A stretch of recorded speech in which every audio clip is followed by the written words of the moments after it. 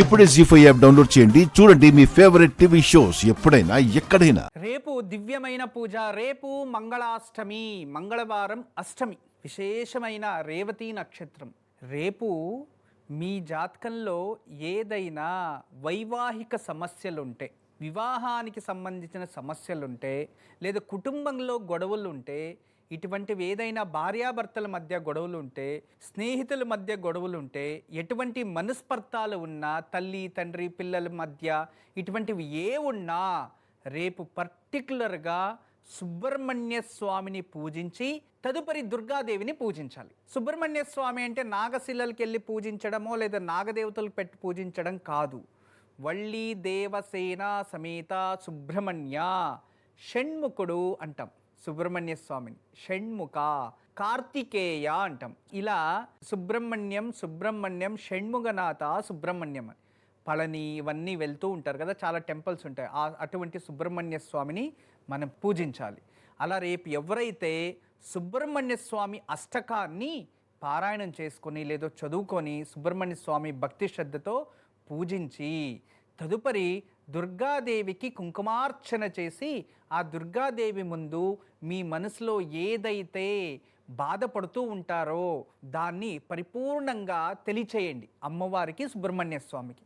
అలా చక్కగా మీరు పరిపూర్ణంగా ఏకాగ్రతగా సుబ్రహ్మణ్య స్వామి పూజించి అష్టకాన్ని లేదా సుబ్రహ్మణ్య స్వామి కరావలంబ స్తోత్రాన్ని చదివిన తర్వాత దుర్గాదేవికి పూజించి దుర్గాదేవికి కుంకుమార్చన చేసి మీరు ఎవరైతే గొడవలు ఏ విషయంలో అయితే బాధపడుతూ ఉంటారో, లేదా వివాహం కావాలి అనుకునే వారు వివాహం కోసం, లేదో భార్యాభర్తల సఖ్యత కోసం, ఇటువంటివి ఏ సమస్య ఉన్నా అమ్మా నా సమస్య ఇటువంటిది, దీని నుంచి పరిష్కరించాలి అని చెప్పి అమ్మవారికి ప్రార్థించండి. ఖచ్చితంగా రేపు మీరు భక్తి శ్రద్ధతో చేస్తే దాని ప్రతిఫలం వెంటనే ప్రాప్తిస్తుంది. ఇది రేపు ఆచరించే దివ్య పూజ. దివ్యమైన యోగక్షేమం. ఈరోజు సాయంత్రం గురు దత్తాత్రేయ స్వామి వారిని పూజించాలి. చాలా విశేషం ఈరోజు పూజించడం వల్ల. ఎందుకంటే నక్షత్రానికి మరియు తిథికి మరియు వారానికి అన్నిటికీ సంబంధం ఉంది. దత్తాత్రేయ అంటే బ్రహ్మ విష్ణు మహేశ్వరుల రూపం. చాలా గొప్ప శక్తి, త్రిమూర్తుల శక్తి. ఒకరిలో కనబడేది ఏదైనా ఉంది అంటే ఆ దత్తాత్రేయ స్వరూపము అని అర్థం.